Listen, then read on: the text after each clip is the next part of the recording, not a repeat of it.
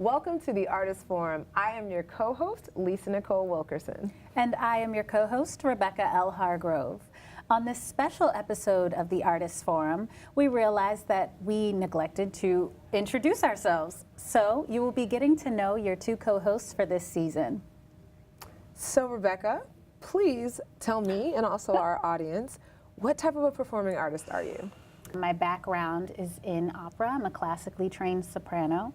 And recently I've been adding actress and model to that as well. Yeah. How about you? Well, I also am a performing artist. I have had great fortune of performing in 4 Broadway shows. And currently I've been doing more voiceover work, which has allowed me to have some nights and weekends that you don't get on Broadway. So that's been kind of fun.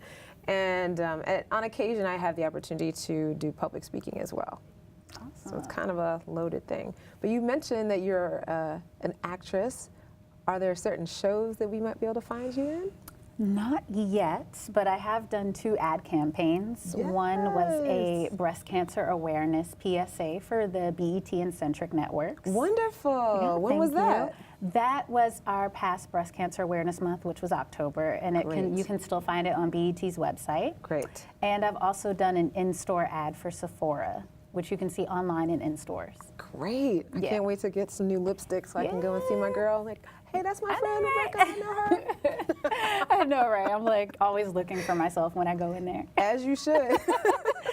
So Lisa, how does one get to Broadway? I need to know. Okay, good question. I would say the path to Broadway goes like this, right? My path was very not straight, but it was fun and took a lot of hard work and a lot of focus. My original career goal was to be a news anchor. So I went to school, I went to Northwestern University for journalism. Wow. Came out of school and I was actually working in media relations at a PR firm and literally had every aspiration to be on the Today Show. Like that was the dream.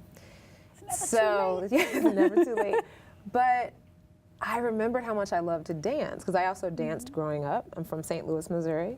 But again, St. Louis is not very much, at least when I was growing up, of an entertainment town. There were no other artists in my family, so I never thought that that was an option. But when I graduated from college, I stayed in Chicago, started taking some dance classes again, and the bug just bit me. Yeah. So I ended up quitting my job. I was dancing I lucked out and was able to be a practicing apprentice with a couple of dance companies in Chicago. Then I started auditioning for other things left and right. I mean, it was like small gigs here and there, and then I finally said, I really want to get a professional contract. I then was hired to do a theater production at the Goodman Theater in Chicago, and the rest is history. I left Chicago so I booked that show. That particular show took me to Seattle and DC. But on the way to DC, I thought, I don't need to come back to Chicago. So I literally shipped half of my stuff to St. Louis to sit in my uncle's basement for months and months and months. Still appreciate him for that. Right. And the other part of all this, my other stuff I shipped to DC to be with me while I was doing this production. And literally one of my castmates asked me, so what are you gonna do when the show is over? Because they were all from New York. Yeah. I was just like a freeloader. and so I literally said, well, either something's going to take me to New York or I will carve out a life for myself in DC. And another cast member overheard the conversation and she said, oh, well, I have a co-op, a 2-bedroom co-op, and no one else lives with me, so you're welcome to come live with me until you get your own place. So I took her up on her offer and came here, didn't have a community, didn't have any friends. I mean, it was very lonely at first, but I worked really hard, and then one of my first major gigs was the Lion King national tour. Yeah. So I went out on tour for a couple of years, and then immediately went to a Mamma Mia tour, and then Lion King called me and asked if I was interested in coming to do the Broadway production. So that's how I made it to Broadway, and since then I've also performed in the Gershwin's Porgy and Bess, where we won the Tony, and I also won my own dance award for that show, Yes. the Fred and Adele Astaire Award for Outstanding Female Dancer in a Broadway Show. And then after that, I was able to perform in Motown, the musical. So it's been an interesting road. Wow. And it's just, it's so funny because obviously I know you and we work together, but that doesn't mean I'm any less in awe Well, of everything same you've here. done. And I am so excited that I get to introduce you to my co-host, Rebecca L. Hargrove's incredible voice in this next clip where she is singing How Fared This Spot by Rachmaninoff.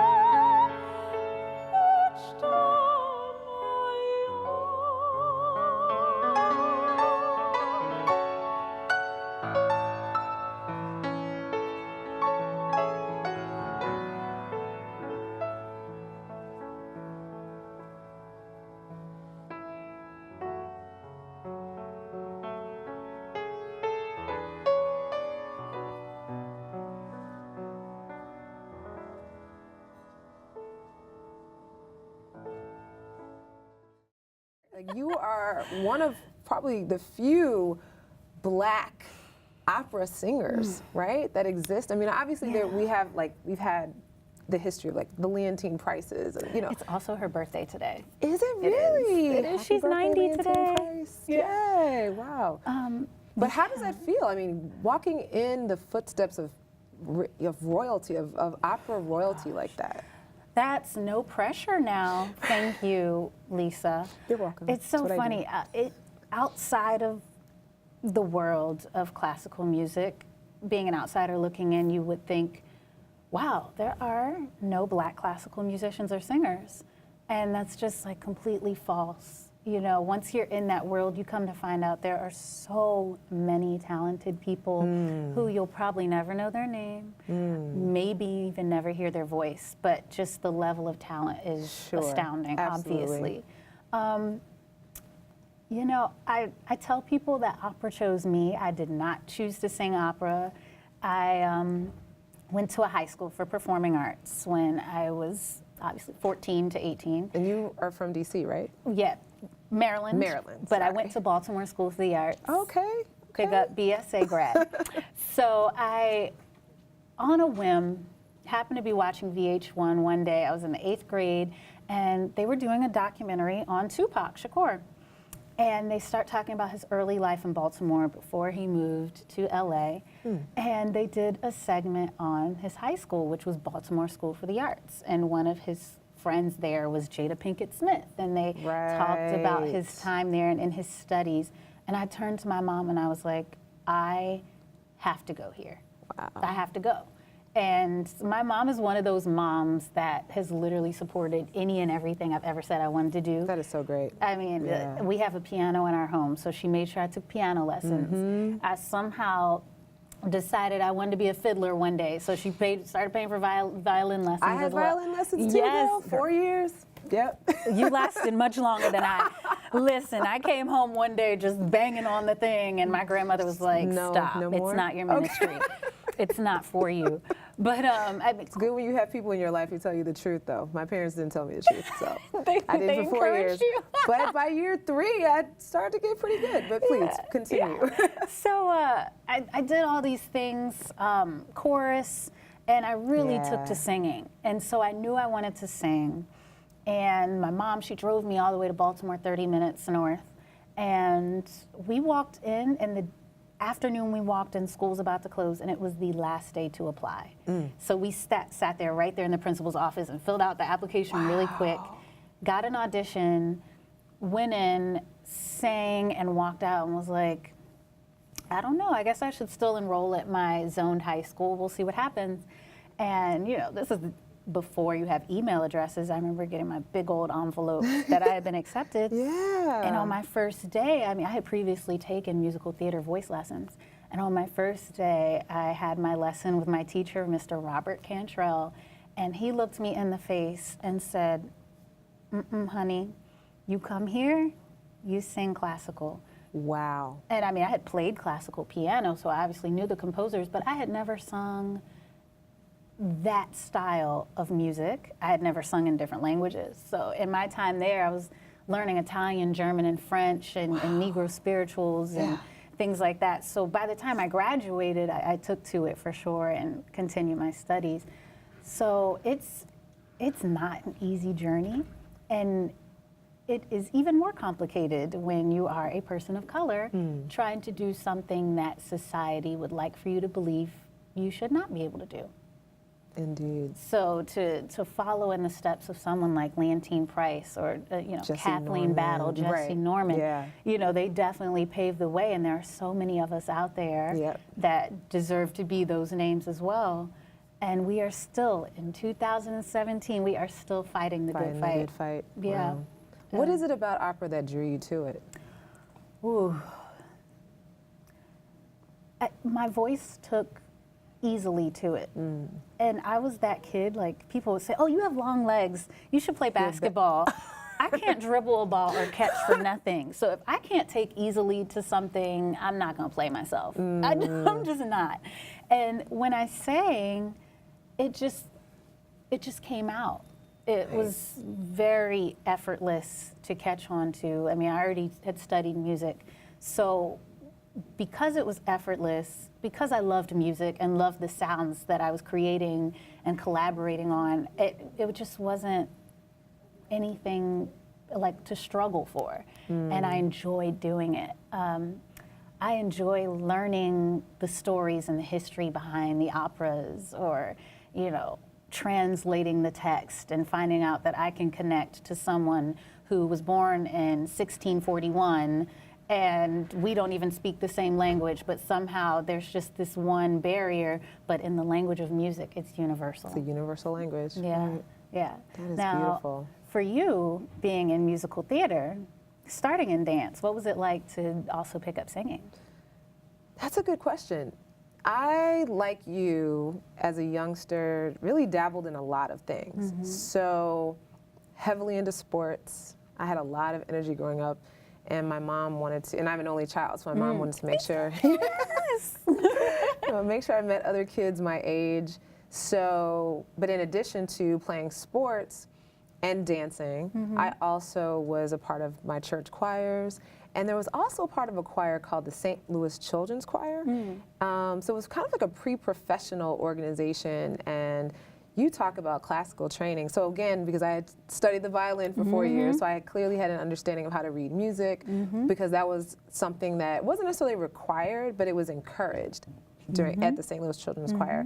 And we even traveled the world. Like when I was with them, there was a year where we went to Japan. I mean, my parents didn't even have passports, but then they allowed me to be able to travel all the way to Japan. And so it was like a cross-cultural exchange program to where we stayed in everything from youth hostels to hotels to families, people's homes, and sang with other youth choirs around the country.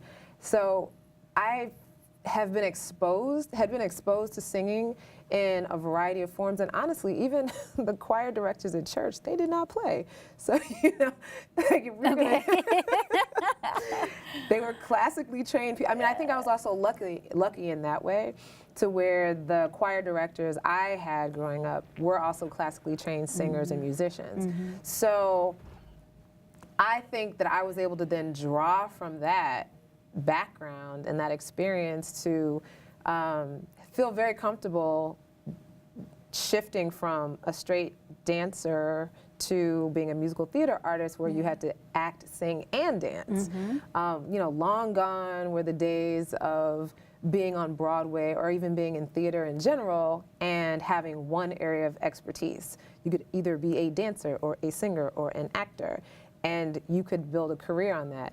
That doesn't happen anymore. You need to know how to be proficient at everything, right? Versatility is the name of the game. So that actually was heartening to me, because I felt like, great, I can actually use my full self to come into this new realm of performance and see where it takes me. And I just think I'm very grateful. I think that it obviously, all of that experience boded well for me. And I do tell, like, if I ever talk to young people who are interested in being a part of this industry that we're in, I always say it's so important to live a full life, to really access all the things that you enjoy doing. Because what we do, be it singing an aria, right, or dancing a jig on Broadway in some musical theater piece, or doing a monologue, it's all storytelling. Storytelling through the body, through the voice, whatever it is. And if you have a fuller life experience, there are other things you can draw from that can bring life to whatever the story is that you are telling. And what audiences typically, at least with my experience, I find that audiences relate to authenticity. So if you bring something to a character, bring something to a story that is authentic from your own life experiences, or at least you can relate to something that is in the text that is related to a life experience, then you relate to it. And once you relate to it, then someone else who's looking at you can then also relate to you, because it's just a human-to-human experience. So I'm really grateful for the fact that I've had such a wide range of life experiences. But I also will say, it has been at times paralyzing, and I don't know if you've ever felt like this, where it's like, I could do anything, there's so many things I can do. Which one do I do right now? It's like, do I go to this voice lesson, or do I take this dance class, or do I go to this acting lesson, or there's just so many things to do that sometimes it can feel a little stifling. Has that been your experience too? I mean, it's so funny, like, just even saying, well, what do you do? Right. And it's like, I do so many things. What do I do? Like, what is that one thing that validates my craft? As you just said, like, do I go to this voice lesson? Do I go to this acting class? Do I go to these auditions? Do I go to these auditions? I'll say for me, like, in the last year, this time last year, I did my first off-Broadway show, and Cabin in the Sky at City Center.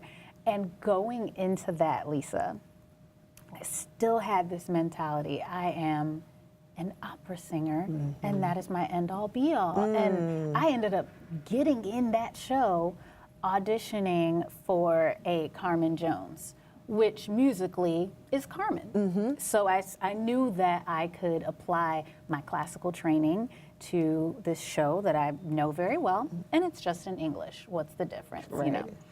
So in this audition, what ended up happening is that it was actually in Spanish. And I have 6 years of Spanish training that I did 10 years ago. That recall. That mental recall, I had to pull it from like the back of my hair. So in the audition, I literally remember being like, sí, la basura es malo. And I was like, question mark, not getting this. But the casting director liked me enough, they ended up calling me in for Cabin in the Sky, which I had seen the movie in college. So I had mental recall of that story and the music. And the entire run of the show was literally just sitting there like, how did I get here? And everyone I met there was shocked that I came from opera, expecting me to say that I came from TV film or that I came from theater or some other aspect of the industry. And so then it dawned on me, if all of these people are thinking and assuming that I can do these other things, what's stopping me from doing it? And it was literally from that moment on, I started pursuing these other facets of the industry and adding these other things into my, I call it my belt, my tool belt of tools to call on at whatever moment. I got a wrench, I have a screwdriver, whatever you need, I got it. And it got hard to tell people, well, this is what I do because I'm an opera singer, but I'm singing musical theater as well. So what does that mean? Or now I do commercial print work as well. Am I a model? I'm not walking the Victoria's Secret runway. Yet. So, yet. So, you know, when people think model, they think Giselle Bundchen or Tyra Banks. Indeed, yeah. You know, so it's this weird limbo of like what validates what you do at whatever moment you're doing it. Right. You know, I mean, even voiceover for you, it's like, are you going to go out and just say I'm a voiceover artist? Or are you going to list your whole resume for people? Right. And you do draw from your whole resume to book the next job, but sometimes, depending on the circumstances you're in, you do have to decide, what do I tell people in this moment? Yeah. But you're right. I mean, there definitely is this decision that has to be made at any given point in time. That what is it that I do? What is it that I'm promoting right now? Because again, we're also businesses, right? Yes. It's not just that we are artists. Artists are business people. And in that, you know, talk to me about, how do you view yourself as a business, or how did you evolve into understanding that you're a business, and then how does that play itself out? Well, I'll tell you this. I did conservatory training in college. I went to Oberlin Conservatory, and I tried to immerse myself in the college aspect of that as much as possible, you know, taking the regular college courses or being a part of these different unions and organizations. And I felt like, you know, this takes away from me being a performer, but I learned so many different things about what happens once you are not performing that still elevates the performance. So now when I go back, I sit on our alumni board and I hear the kids and they're saying, well, you know, the teachers, they just say, practice, practice, practice, and do well on the audition. And I said, you know what? That's valid. You know, how does one get to Carnegie Hall? Practice, practice, practice. They also didn't let you know that on the way to Carnegie Hall, you should start thinking of yourself as first name, last name, LLC, or incorporated. And everything that you do is to better the business. Everything. Those voice lessons you take, that dance class you're in, that acting class you're in, everything betters the business in some form or fashion. Yeah. You know, the headshots you have to get that have to be on point. Yep. You know, that betters the business.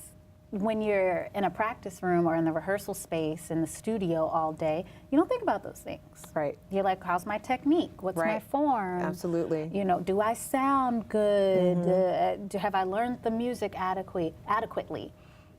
That you're like, what's a Schedule C? What's a 1099? How do I file my taxes? You know, those things they don't teach you in college. Right. I think the evolution has been learning on the job, making many mistakes. Right. And hopefully learning from them. Yeah. And networking with people like you. I love hosting the Artist Forum and meeting artists and people who support artists. And at every interview we do, I'm like, tell me more. Right. Yes. I am actually learning. It's all trial and error and learning as you go. You know. How about for you? How do you feel like you've evolved into a businesswoman? No, I would agree with everything that you said, and I would add to that, working in theater, I'm constantly working with contracts, and depending on if I have representation at that time or not, one thing that I have challenged myself to do and have been successful at is remembering my value, because when you, to your point, and you walk into a work experience, be it an audition, but particularly when you book that job, you have to be reminded, you have to remind yourself of the value that you're adding to that business and be able to speak on that and advocate for yourself. And there have been a number of times where I have represented myself, called, negotiated my own contracts for myself in a way that sometimes agents don't do because maybe they have too many clients or they don't see you the way you see yourself. Yeah. So it really is a matter of knowing your worth, knowing your value, and being able to speak that and advocate for yourself in that way. Because that's what other businesses do all the time, you know? Yeah. But it seems as though we might be down to the last bit of this wonderful conversation. I feel like we could talk for a whole nother 30 minutes. We sure could. But if you want to give the people out there information about where they can find out more about you, where should they look? You can always visit my website. That is RebeccaLHargrove.com. Or you can follow some of my silly antics on Instagram. I enjoy them.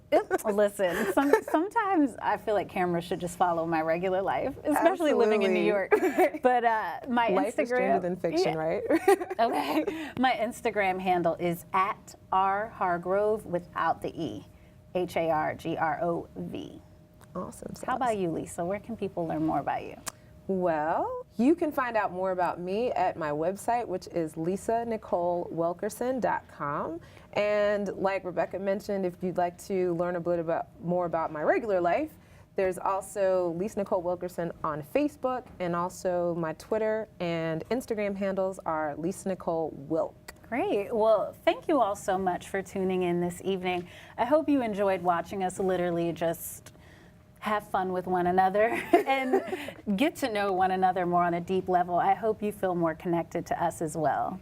And we definitely feel more connected to each other, and we feel more connected to you. We just want to offer you some more insight into who we are.